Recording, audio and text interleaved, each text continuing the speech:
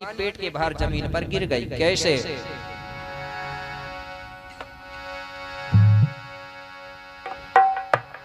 अरे टूटी अचानक तभी डरैया डरैया डरैया डरैया डरैया मोरे भैया।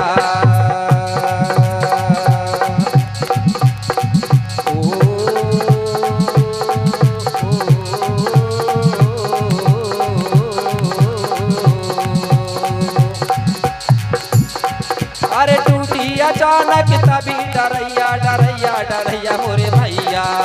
क्या हुआ मेरे भाई?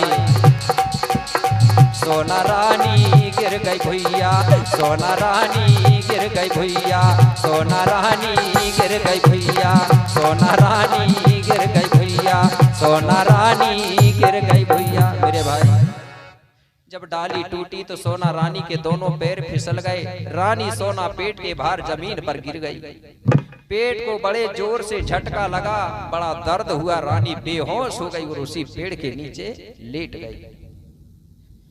इधर सखी सहेली भाजी तोड़ रही थी। जैसे ही डाली टूटी, डाली की आवाज सुनाई पड़ी तो सखी सहेली पीछे लौट कर देखती है तो क्या देखती है?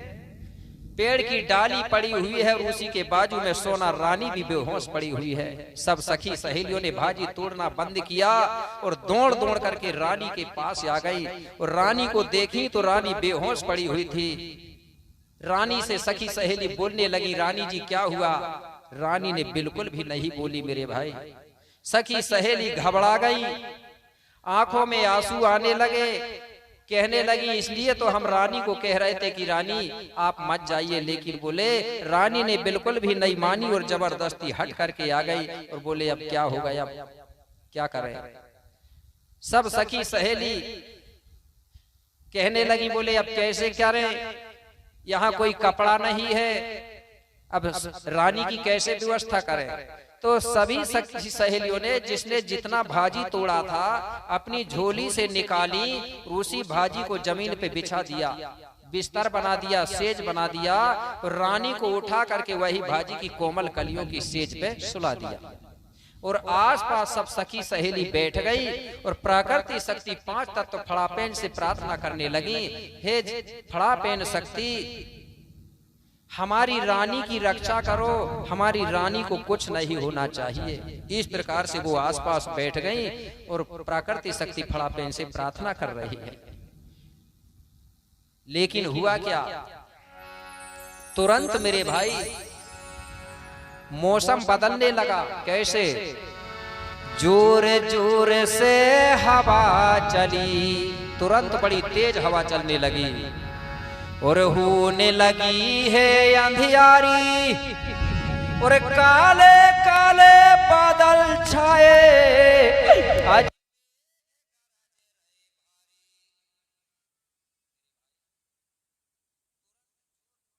धुंध चलने लगा, आकाश मंडल पर काले काले बादल छा गए, मेघ गर्जना करने लगा, अंधियारी सा होने लगा।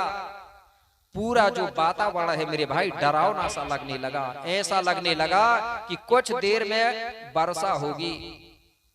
ये देख करके सखी सहेली घबरा गई, कहने लगी हे बड़ा देव अब क्या होने वाला है? और हुआ क्या मेरे भाई? उसी समय कि बिजली कड़की जोरों से छाई है घोर आवाज और उसी समय सोना मैया ने आज जन्मी कन्या एक नवजात। मेरे भाई उसी समय बड़ी जोर से आकाश में बिजली चमकती है और कड़कती है, घना घोर आवाज हो गई। उस आवाज को सुनकर सोना रानी के कान सुन्न पड़ गए और बिजली के चमकने से सोना रानी चकचौंधिया गई। उसी आवाज के साथ ही साथ बिजली चमकने के साथ ही साथ मेरे भाई सोना रानी ने अपनी कूख से भाजी की कोमल कलियों में एक सुंदर सी कन्या को जन्म दे दिया। जैसे ही कन्या का ने जन्म लिया तो कन्या मेरे भाई जोर जोर से चिल्लाने लगी, जोर जोर से चिल्ला रही है कन्या। क्या चिल्ला रही है?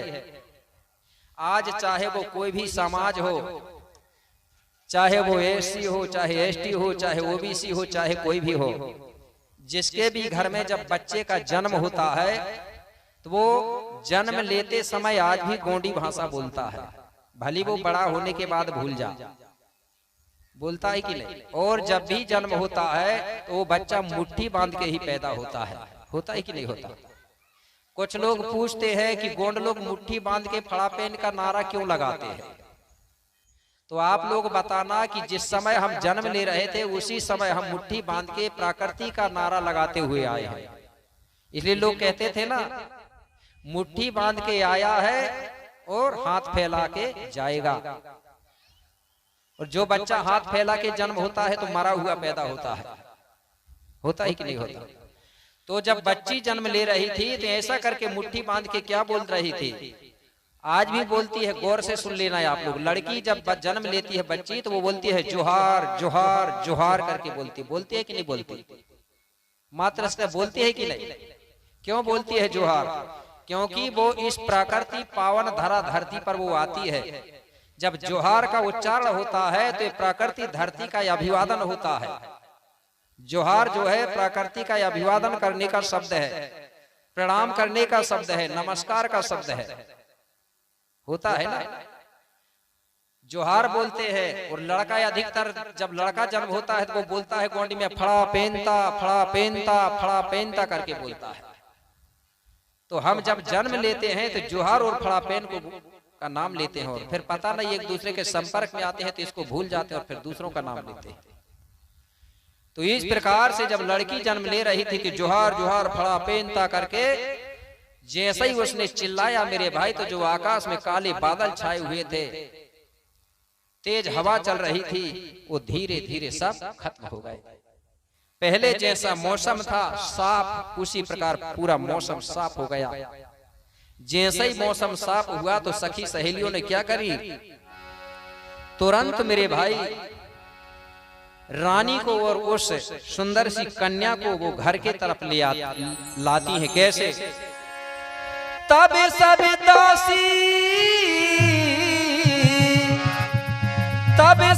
दासी रानी संगे थाई, कन्या को ले महलों में आई।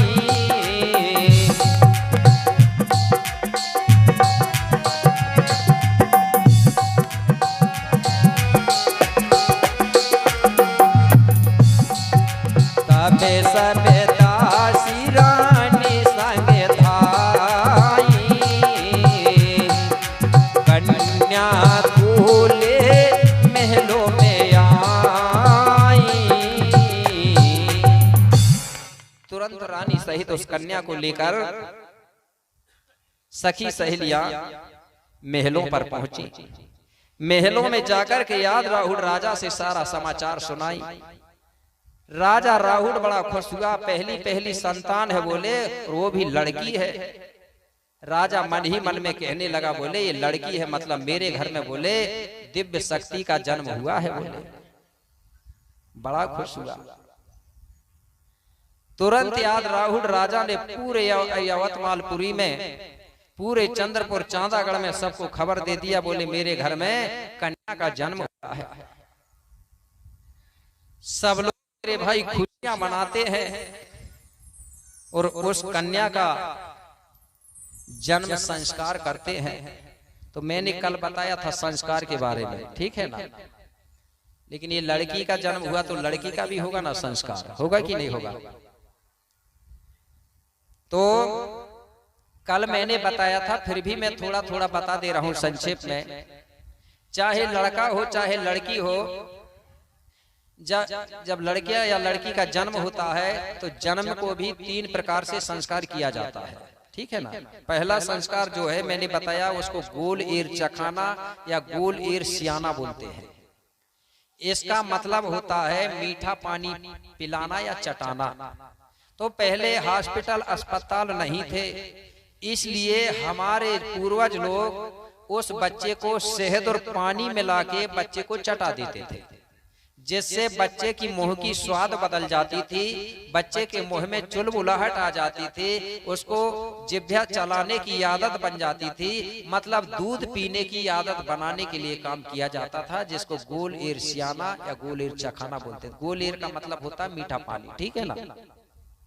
करते थे कि नहीं, कुछ महिलाओं को आज भी याद होगा।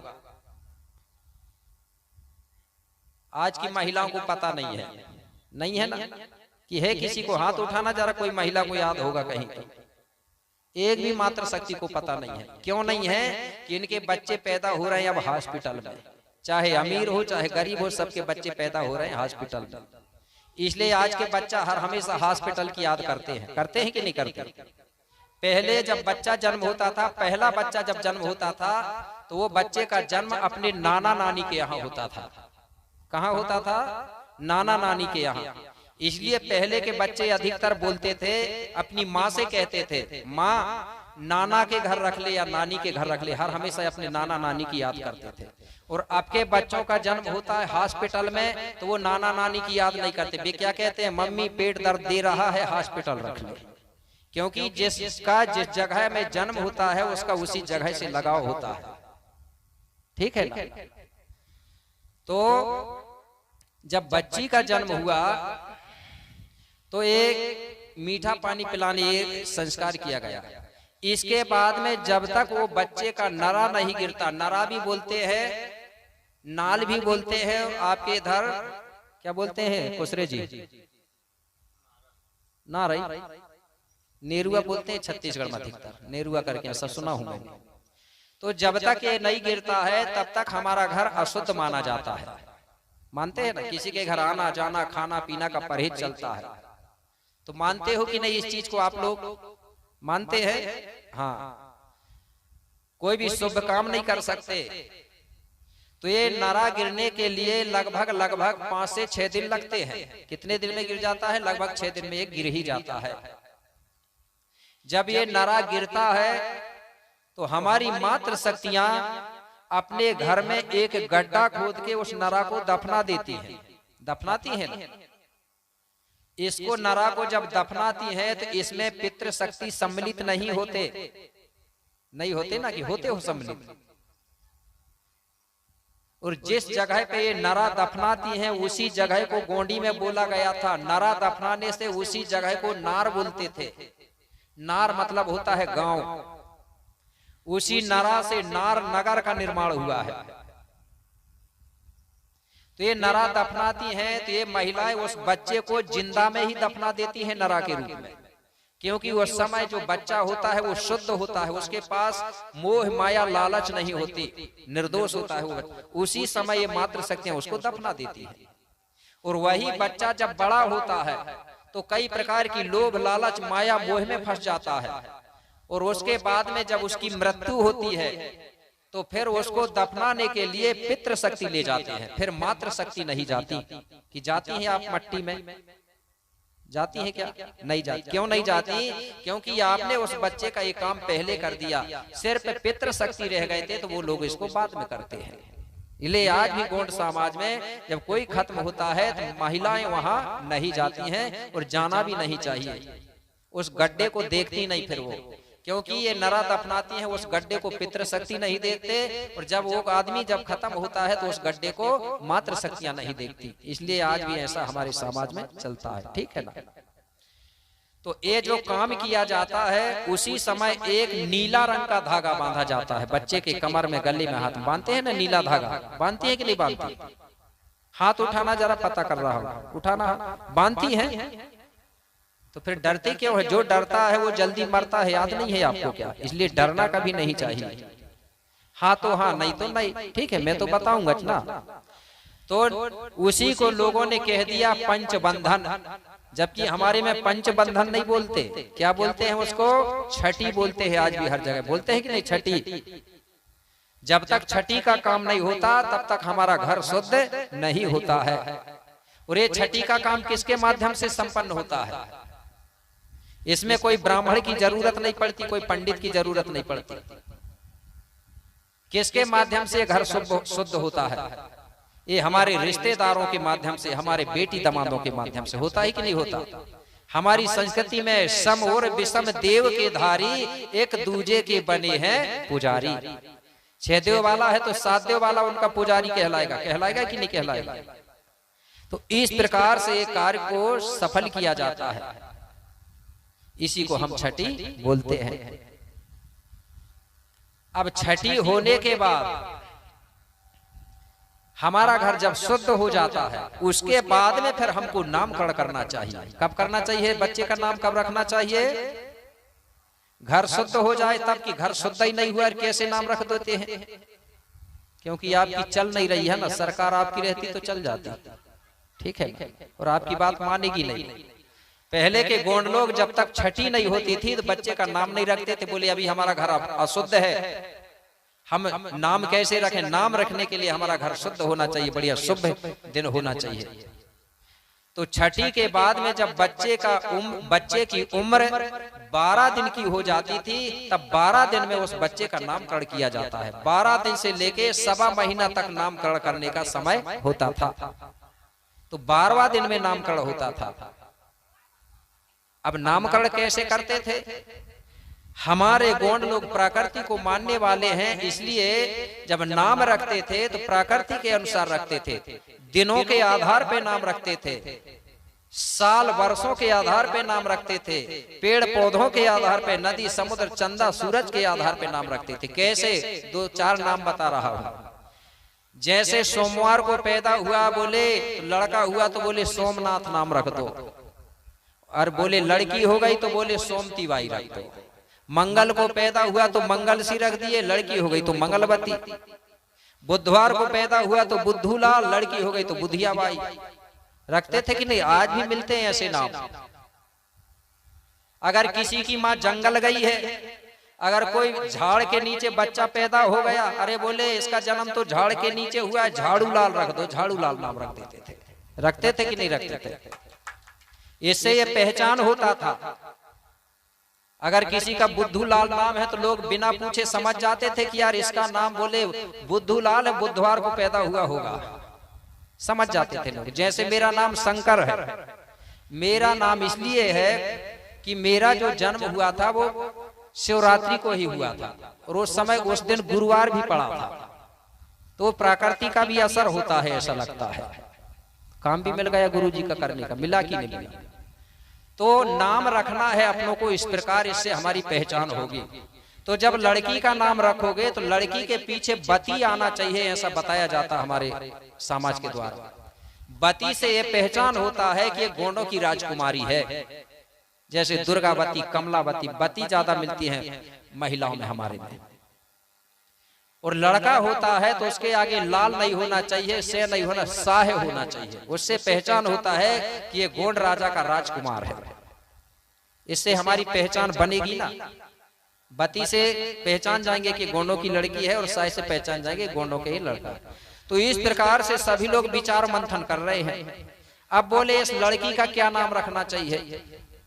तो एकमात्र शक्ति कहने लगी, बोले रानी बोले भाजी तोड़ने के लिए गई थी, बोले उसी समय बोले इस लड़की का जन्म हुआ है तो इसका नाम तो रख दो, बोले भाजी वारी। और आज भी कई जगह लड़की पैदा होती है तो बोलती है भाजी वारी आई है करके। अरे बोले ये नाम अच्छा नहीं है, बोले ये नाम नहीं रखेंगे। फिर बोले क्या रखेंगे? एक कहने लगी, बोले रानी जंगल गई थी बोले भाजी के लिए, और वही इसका जन्म हुआ है तो इसका नाम रख दो, बोले जंगल में पैदा हुए तो जंगलू बाई। अरे बोले ये नाम भी अच्छा। ये विचार चल रहा था। फिर सब लोगों ने विचार मंथन की और कहने लगे, तो बोले क्या रखें? एकमात्र शक्ति कहने लगी, बोले इसका जन्म कोटवारी की कोमल कलियों के ऊपर हुआ है, इसलिए बोले इसका नाम रखो, बोले कलियादाई। भाजी की कोमल कलियों के ऊपर जन्म हुआ है तो इसका नाम रखो कलिया। तो सब महिलाएं कहने लगी, तो बोले ठीक है इसका नाम कलिया रखेंगे। बोले तो रानी से कहने लगी, सोना रानी जी बोले इस लड़की का नामकरण करो। तो जो माँ जन्म देती है वही माँ सबसे पहले उस लड़की बच्ची का नाम लेके बोलती है। विचार मंथन सब लोग कर सकते हैं, लेकिन सबसे पहले नाम लेके जन्म देने वाली माँ को पुकारना चाहिए, क्योंकि जन्म उसने दिया है। तो सोना रानी सबसे पहले अपनी बेटी को ये नाम लेके पुकारती है, बोले बेटा कलिया, तो सब महिलाएं ताली बजाने लगती हैं नाम सुन के। कुछ महिलाएं थाली बजाने लगती हैं।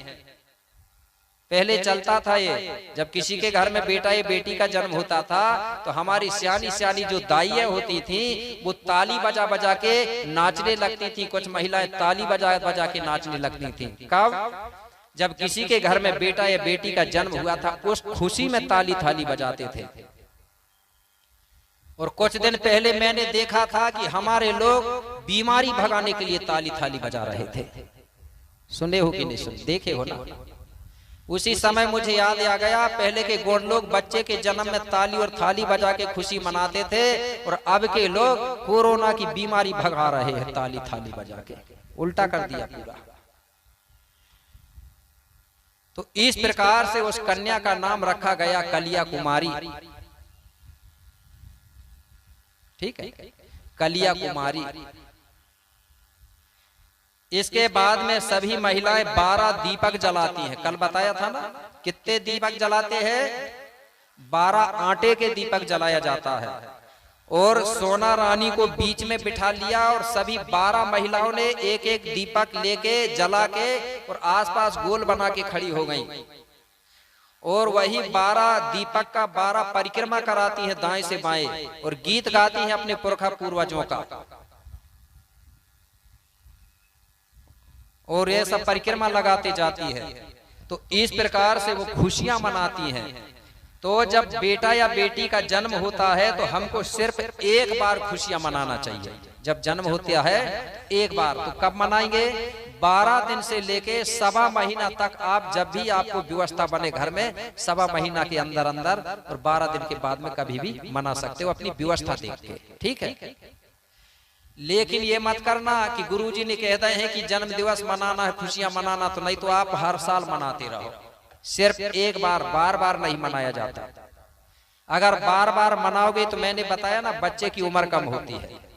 हमारे में जन्म दिवस हर साल नहीं मनाया जाता, केक नहीं बांटा जाता, मोमबत्ती जला के बुझाया नहीं जाता। आज देखा हूं मैंने लोगों को जो बर्थडे मनाते हैं, डीजे लगाते हैं, दारू पिलाते हैं और मोमबत्ती बुझाते हैं और केक खिलाते हैं। उम्र कम होती है और मुझे लगता है ना ऐसा। देखो, उदाहरण दे रहा हूं, अगर किसी बच्चे की उम्र है उदाहरण के लिए 5 साल, जन्म होने के बाद कितनी उम्र है उसकी? 5 साल। तो जब जन्म हुआ तो उसकी उम्र कितनी हुई? 5 साल। तो 1 साल बीतेगा तो उम्र बढ़ेगी का घटेगी? घट जाएगी ना।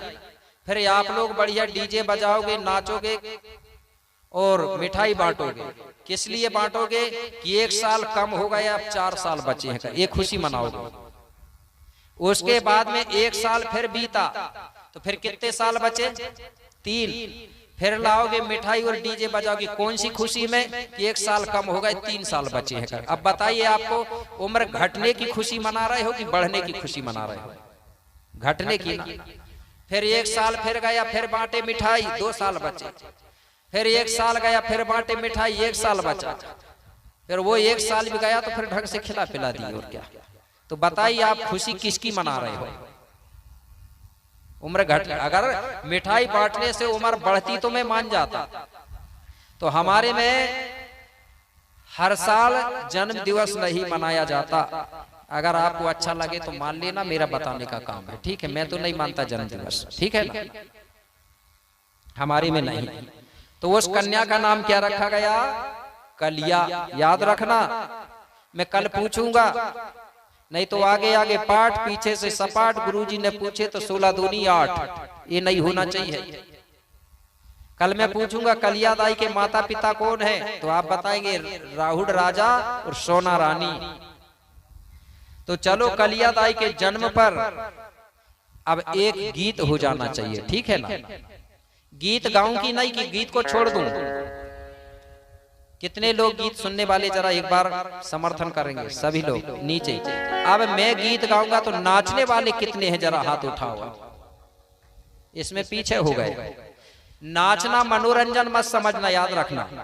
नाचना गोंडों में मनोरंजन नहीं है। कुछ लोग कहते हैं कि गोंड लोग नाचते हैं, मनोरंजन करते हैं। गोंड लोग जब नाचते हैं और गाते हैं मेरे भाई, तो नाचना गाना गोंडों का जो है प्रकृति का सेवा भाव कहलाता है। गोंडों के नाच गाना से प्रकृति प्रसन्न होती है। बदल होता था, पानी गिरने लगता था पहले के समय पर, गोंडों के गीतों में वो ताकत थी। तो गोंडों के जो गीत नाच गाना है वो प्रकृति का सेवा भाव कहलाता है। ठीक है, तो एक बार कलिया दाई की जयकार, यही कलिया दाई कली कंकाली दाई बनती है आगे चल के। ठीक है, बोलिए कली कंकाली दाई ना।